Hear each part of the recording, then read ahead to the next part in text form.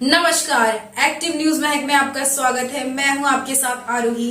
देखते हैं आज की नई ताजा खबरों में क्या है आपके लिए। उसमें मिली, जिसके बाद वसई विरार और मुंबई में सनसनी फैल गई।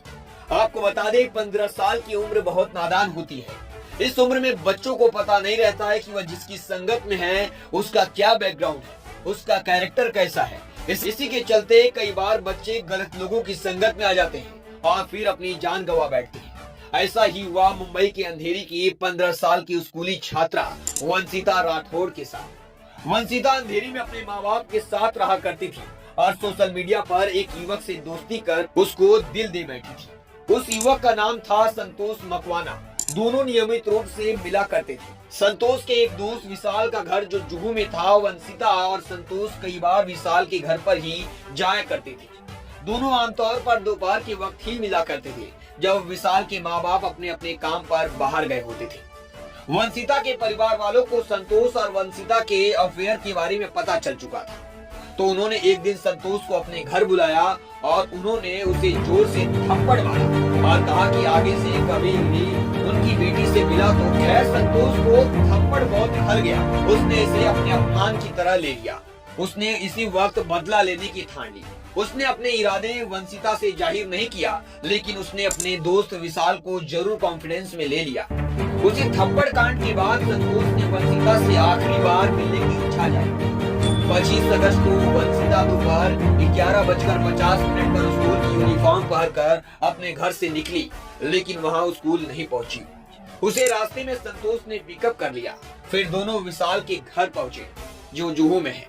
वहीं संतोष ने वंशिता से उसका इरादा पूछा कि वह चाहती क्या है। वंशिता ने उसे साफ बता दिया कि घर वाले उसे बहुत डांट रहे हैं, इसलिए वह इस तरह की रिलेशनशिप में नहीं रह सकती, यानी कि वह संतोष से ब्रेकअप करना चाहती थी। यह सब सुनकर संतोष को बहुत ज्यादा गुस्सा आ गया। उसने कहा कि क्या क्या नहीं किया मैं तुम्हारे परिवार वालों का थप्पड़ तक खाया और तुम इतने आसानी से ब्रेकअप करना चाहती। संतोष को बहुत ज्यादा गुस्सा था। वह गुस्से में पागल हो चुका था। अपनी जेब में रखा चाकू निकाला और वंशिता पर कई वार करने लगा। विशाल ने वंशिता का मुंह बंद कर दिया ताकि उसकी चीख किसी को सुनाई ना पड़े। जब वंशिता खामोश हो गई तो विशाल ने भी वंशिता पर कई बार चाकू से वार किया। कुछ मिनट बाद वंशिता ने दम तोड़ दिया। विशाल के घर में पहले से बड़ा सा सूटकेस रखा हुआ था। संतोष और विशाल ने वंशिका के कपड़े चेंज किए और उसे सूटकेस में भरा और जो यूनिफॉर्म था स्कूल का उसे भी सूटकेस में डाल दिया। इसके बाद जुहू से एक ऑटो किया और सूटकेस लेकर अंधेरी रेलवे स्टेशन आए। वहां से दोनों ने विरार के लिए लोकल ट्रेन पकड़ी और विरार से 3 स्टेशन पहले नायगांव स्टेशन उतरे। वहां उन्होंने परेरा नगर इलाके में सुनसान जगह देखी और वहीं पर मैंग्रोव की झाड़ियों के बीच लाश वाला सूटकेस छोड़ दिया और वापस नायगांव रेलवे स्टेशन आ गए। नायगांव से उन्होंने फिर लोकल ट्रेन पकड़ी और अगले स्टेशन वसई उतर गए। वहां उन्होंने वसई ब्रिज के पास अपने कपड़े बदले और एक नाई की दुकान पर जाकर अपने बाल भी कटवाए। फिर बेंगलोर से वाया वसई राजस्थान जाने वाली एक मेल ट्रेन में बैठ गए। 26 अगस्त को दोपहर 2 बजे किसी राहगीर ने नायगांव रेलवे स्टेशन के पास पड़े सूटकेस से आ रही दुर्गंध उसे महसूस हुई, तो उसने तुरंत पुलिस को इसकी सूचना दी। फिर मौके पर वाली पुलिस स्टेशन के इंस्पेक्टर राहुल कुमार पाटिल और असिस्टेंट इंस्पेक्टर ज्ञानेश फड़तरे घटनास्थल पर फौरन पहुंचे। सूटकेस खोला गया तो उसमें एक लड़की की लाश मिली। सूटकेस में एक स्कूली यूनिफॉर्म भी मिला। फौरन पुलिस ने उस स्कूल से जुड़े लोगों से संपर्क किया और उन्होंने लड़की की फोटो दिखाई तो पता चला कि ये तो वंशिता है। स्कूल से पुलिस ने फिर वंशिता के परिवार में किसी का मोबाइल नंबर लिया और उन्हें वाली पुलिस स्टेशन बुलाया गया। परिवार ने भी वंशिता की पहचान कर ली।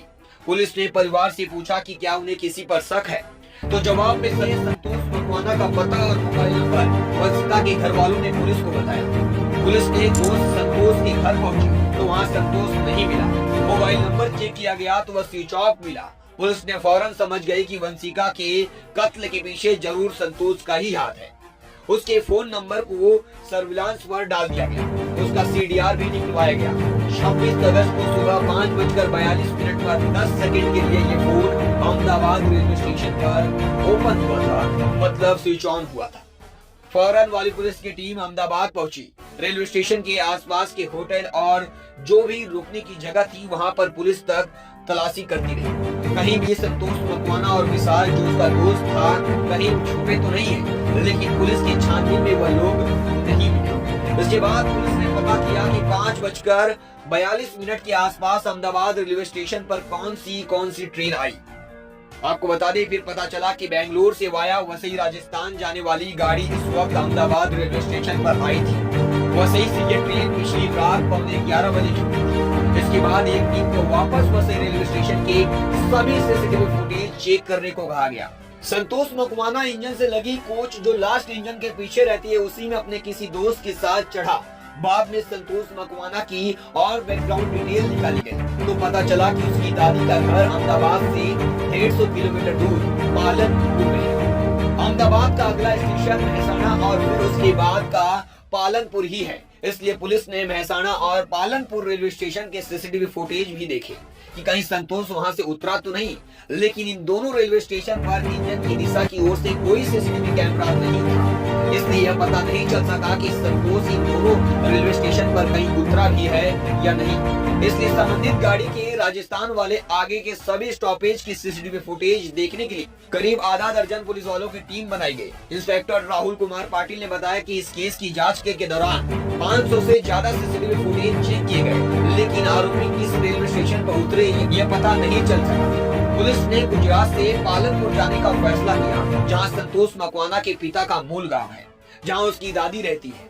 वहां तमाम लोगों को संतोष के फोटो दिखाए गए कि क्या किसी ने पिछले 1-2 दिनों में इस व्यक्ति को देखा है, मतलब संतोष को यहाँ देखा है। गांव वालों ने जवाब में ना दिया। इंस्पेक्टर ज्ञानेश फड़तरे इसके बाद एक दिन शाम को दादी के घर पहुंचे और उनसे तमाम सवाल पूछे। दादी ने पुलिस को यह बताया कि उन्हें मुंबई से पता चला है कि संतोष लापता है, लेकिन उन्हें यह नहीं पता है कि संतोष ने किसी का मर्डर किया है। दादी की बातों से पुलिस को लगा कि वह कुछ छुपा रही है, इस संभावना में कि संतोष कहीं इसी घर में तो नहीं छिपा हुआ है। पुलिस ने अगले दिन सुबह 4 बजे दादी के घर रेड डाली, लेकिन वह नहीं मिला।